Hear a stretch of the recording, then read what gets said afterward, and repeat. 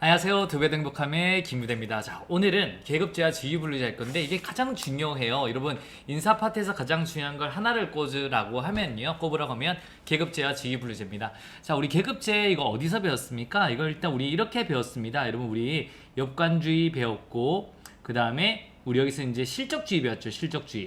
실적주의 배우고 그 다음에 이제 적극적 인사를 배웠는데 여기 실적주의에서 이제 분류하는 방법이 나와요. 여러분 시험 치고 뽑을 때 잘 보세요.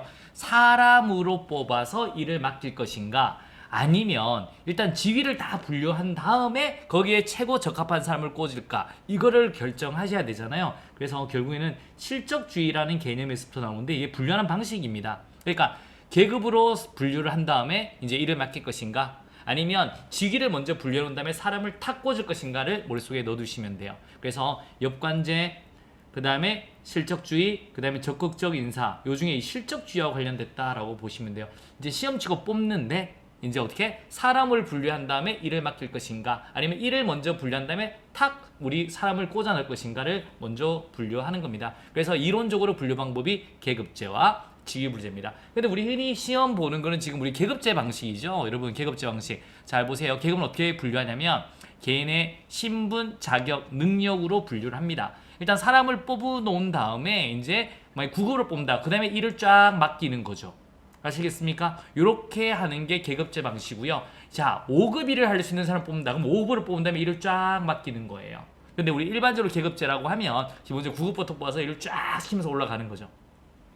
반면에 이제 미국 중심의 직위 분류제는 여기에 직위가 있잖아요. 만약에 한 명한테 부여할 수 있는 직위가 만약에 100개다. 그럼 100개를 먼저 분류해 놓는 겁니다. 이건 어떤 종류의 일이며 어떤 난이도와 책임도가 있다. 그러면 거기서 먼저 싹 다 분류한 다음에 가장 최적화한 사람을 탁 꽂는 거예요. 그게 이제 직위 분류제다라고 보시면 돼요. 아, 뽑을 때 사람으로 뽑아서 일을 맡길 것인가 아니면 직위를 먼저 다 분류해 놓은 다음에 그 일에 가장 맞는 사람을 탁 꽂아 넣을 것인가를 이제 우리 분류하는 겁니다. 그래서 계급제와 직위 분류제 머릿속에 딱 넣어두시고요. 요 두 가지 그림을 꼭 넣어두세요. 이게 가장 중요하다라고 보시면 되겠습니다. 그래서 우리 일단 실적주의 계급제와 그 다음에 우리 직위 분류제가 있는 거죠. 직위 분류제. 근데 요거 한번 자 우리 처음부터 열심히 했죠. 계급제 같은 경우는 폐쇄형하고 올려요. 폐쇄형. 그 다음에 이렇게 하다 보면 일반 행정가가 됩니다. 일반 행정가. 왜냐하면 이일제를 쭉 하면서 배우잖아요. 이일제를 쭉 하다 보면 일반 행정가가 된다고요. 반면에 직위분류제는 우리 개방형이에요. 가장 적합한 사람을 밖에서 탁 꽂아 놓을 수 있는 거고. 그런데 이 사람은 계속 요 일만 쭉 하잖아요. 요 일만 쭉 하다 보면 기본적으로 전문 행정가가 됩니다. 전문 행정가. 그리고요, 이제 우리 이런 계급제 방식에서는 기본적으로 나중 되면 폐쇄형 일반 행정가 되면 직업 공무원제로 갑니다. 직업 공무원제로 가는 일이 많고요. 이렇게 되면 좁은 의미의 실적주의예요. 능력 안 되면 자를 수 있는 좁은 의미의 실적주의로 간다라고 보시면 되겠습니다. 글자가 좀 안 이쁜데요. 이렇게도 한번 정도 봐두시면 좋겠습니다. 그래서 실적주의. 자, 그래서 결국 요거는 누구 방식이냐면 영국 방식이다라고 보시면 되고요. 요거는 기본적으로 미국 방식이다라고 보시면 돼요. 그리고 돈 받는 것도 한번 보실래요? 계급제는 기본적으로 어떻게 받냐면 연공급이나 생활급으로 돈을 받습니다. 생활급으로. 반면에 지휘부제는 직무급으로 받는 거예요. 딱 그 일에 대해서. 그러니까 직무 같으면 우리 창문을 1층에서 닦는 사람보다는 100층에서 닦는 사람이 더 많이 받는 거예요. 요걸 머릿속에 딱 넣어두시면 되겠습니다. 자, 이제 오늘 딱 한번 정리해봐요. 정리하면서 가볼게요. 여러분 조금만 올릴게요. 계급제는 기본적으로 사람의 자격, 능력, 성적으로 뽑는 거예요. 그러니까 사람으로 뽑는다라고 보시면 돼요. 그리고 연공서열로 이제 착착착 우리 승진을 해나갑니다. 그리고 돈도 생활급이나 연공급으로 주는 거고요. 그리고 인사배치의 신축성이라는 게 횡적 이동 용이라는 걸 이렇게 옆으로 보낼 수 있다는 거예요. 아시겠습니까? 요게 시험문제 잘 나오고요. 그 다음에 직업공무원제 확립에 용이하죠. 그래서 이거 뽑은 다음에 이일 제외하면서 촥촥촥 올리는 거예요. 정년까지. 그래서 직업공무원제 용이하고. 그러니까 한 번 공무원 되면 계속 공무원이 되는 거예요. 그래서 조직에 몰입합니다.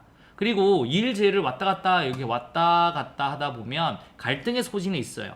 하지만 이제 서로 조정이 가능하다라고 보시면 돼요. 아시겠습니까? 서로 일을 같이 해보면 서로 알잖아. 이렇게 보시면 되고요. 직위분류제 같은 경우는 직무의 종류와 어떤 종류이고 책임도 곤란도에 따라서 먼저 분류를 해놔요. 그래서 이거는 창문 닦는 일이다. 종류 아니다. 이거 같은 경우는 우리 바닥 쓰는 일이다. 이렇게 보는 거고요.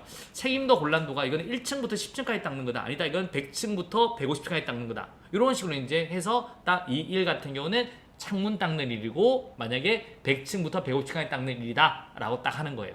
그래서 거기서 제일 적합한 사람을 탁 꽂아 넣는다 라고 보시면 돼요. 그리고 능력과 실적 중심으로 인사관리를 하는 거고요. 그리고 직무급입니다. 그래서 공정한 보수, 보수의 형평합니다. 그러니까 여러분 창문 1층 닦는 것보다 100층 닦는 게 돈 더 많이 받아야 되잖아요. 그래서 우리 공정한 보수 이렇게 보시면 되고, 이건 옆으로 못 보내요. 창문 닦는 일만 계속 하는데 창문이 없어지잖아요. 그럼 물러나야 됩니다. 그래서 인사 배치가 비신축성이다. 오케이. 근데 위로는 갈 수 있으면 옆으로는 못 가요. 그 다음에 이제 직업공무원제 확립이 곤란한 게 뭐냐면 창문이 없어지면 잘라야 돼요. 계급제 같은 경우는 딴 데 보내서 일을 시킬 수 있잖아요. 얘는 딴 데 보낼 수가 없습니다. 그래서 직업공무원제 정년이 보장되기가 좀 힘들고요. 여기에는 이 일만 하니까 직무에 몰입합니다. 그러니까 내일만 하면 되니까 갈등 소지는 적지만 하지만 한번 싸움 붙으면 우리 조정이 안 돼요. 왜? 내일만 하니까. 이런 문제 머릿속에 딱 넣어두시면 되겠습니다.